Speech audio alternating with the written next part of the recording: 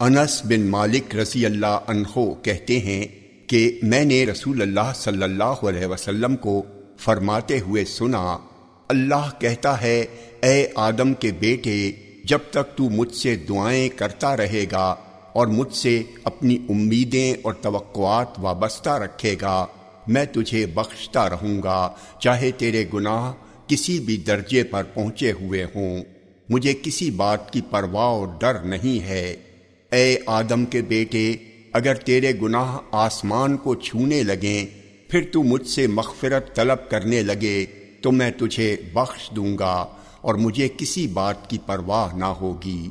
اے آدم کے بیٹے، اگر تو زمین برابر بھی گناہ کر بیٹھے اور پھر مجھ سے مغفرت طلب کرنے کے لیے ملے، لیکن میرے ساتھ کسی طرح کا شرک نہ کیا ہو، تو میں تیرے پاس اس کے برابر مغفرت لے کر آؤں گا اور تجھے بخش دوں گا۔